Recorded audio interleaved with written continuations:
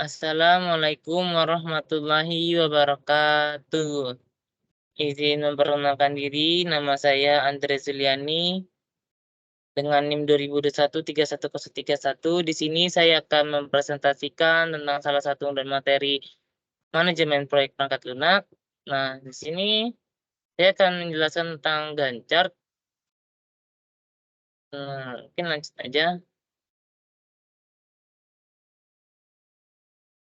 Nah, di sini saya ingin apa memperkenalkan teman saya, salah satunya ada saya tadi, Andre Zuliani dengan NIM 2021 dan Muhammad Khatami dengan NIM 2021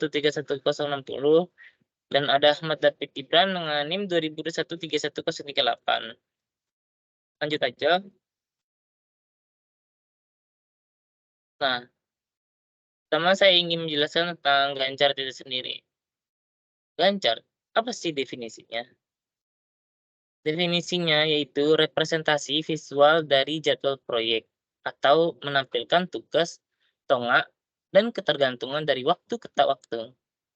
Dan komponennya ada berbagai komponen dari Gantt sendiri, yaitu tugas, milestones, timeline, atau menyajikan informasi tentang tanggal mulai, berbagai tugas, anggota tim, waktu tugas diselesaikan, dan lamanya waktu yang diperlukan. Sejarahnya gimana sih Gantt itu? Sejarahnya sendiri awalnya menggunakan visual harmonogram oleh Carol Annemer dan dikembangkan lebih lanjut oleh Gary Henrigan pada tahun 1910. Nah, manfaat dalam manajemen proyek sendiri ada 5, yaitu pertama, meningkatkan komunikasi dan keselarasan tim. Yang kedua, ada menghindari penggunaan sumber daya yang berlebihan. Yang ketiga, ada mengukur kemajuan proyek. Dan yang keempat, manajemen waktu yang lebih baik, serta menciptakan rasa tanggung jawab. Itu yang kelima. Selanjutnya, kita akan menjelaskan tentang Critical Path Method atau CPM. Nah, apa sih Critical Path Method atau CPM ini definisinya? Yaitu metode perencanaan, penjadwalan, dan pengendalian proyek atau mengidentifikasi jalur kritis untuk menentukan proyek selesai tepat waktu. Nah, langkah-langkahnya apa aja sih? Langkah-langkahnya critical path method itu ada definisi aktivitas, urutan aktivitas, estimasi durasi, diagram jaringan, dan identifikasi jalur kritis. Nah, manfaatnya itu ada 3 ya, teman-teman. Ada identifikasi tugas kritis, pemahaman jelas tentang proyek, jadwal proyek, dan bantuan dalam alokasi sumber daya. Nah, mungkin itu aja yang bisa saya sampaikan materi kali ini. Mungkin materi selanjutnya akan dijelaskan oleh teman saya, saudara David dan Hatami. Sekian dari saya. Terima kasih. Saya beri kesempatan untuk Ahmad David Gibran dan Muhammad Hatami.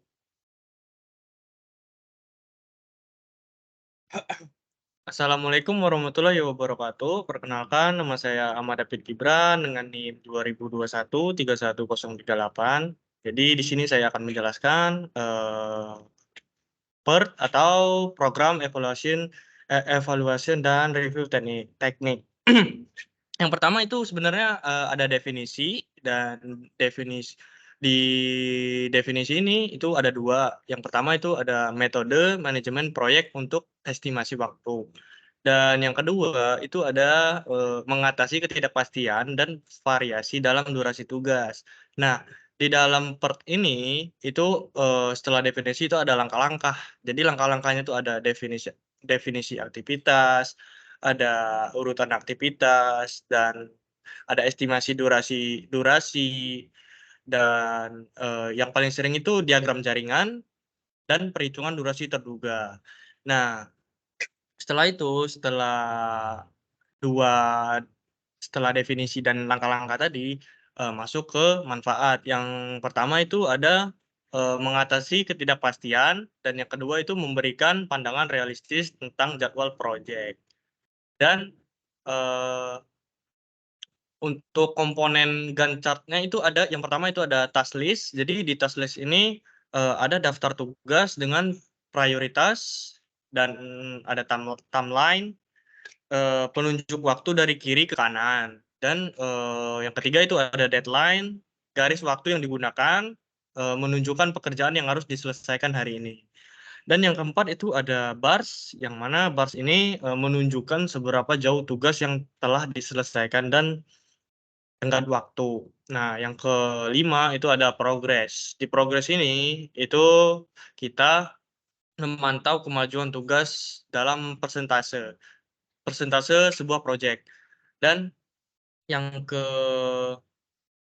yang keenam itu ada milestone. Jadi di milestone ini, eee, penanda. Jadi kayak penanda waktu untuk agenda-agenda yang penting dalam sebuah project. Nah, yang ketujuh itu ada dependent size atau, bisa dibilang hubungan antar tugas.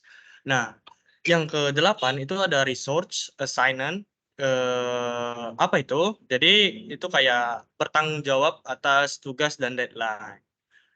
Dan, yang terakhir itu tips, tips membuat Gantt chart. Jadi di tips ini itu ada 5.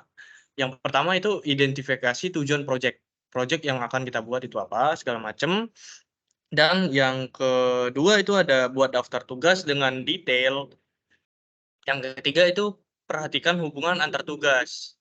Nah, di yang keempat ini kita harus menentukan yang namanya timeline pada sebuah project. Nah, yang kelima itu, selalu memantau perkembangan. Saya Ahmad David Gibran, itu saja. Assalamualaikum warahmatullahi wabarakatuh. Method dan CPM. Tambahan ditetapkan aktivitas dan bukan urutan, buat diagram, letakkan waktu pemeriksaan, identifikasi jalur kritis. Program Evaluation and Review Technique atau PRT. Tambahan. Tip identifikasi kegiatan, tentukan urutan buat diagram, estimasi waktu, tentukan jalur kritis. Keterbatasan dan kelemahan PRT. Asumsi dan ketidakpastian dalam estimasi waktu, tendensi menjadi terlalu optimis.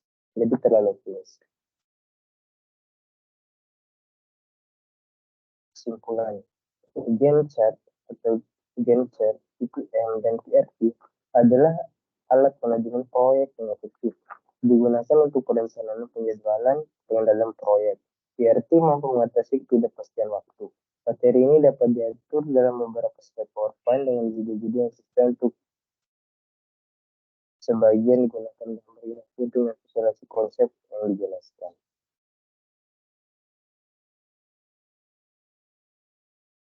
Sekian fasilitas dari kelompok kami, lebih dan kurang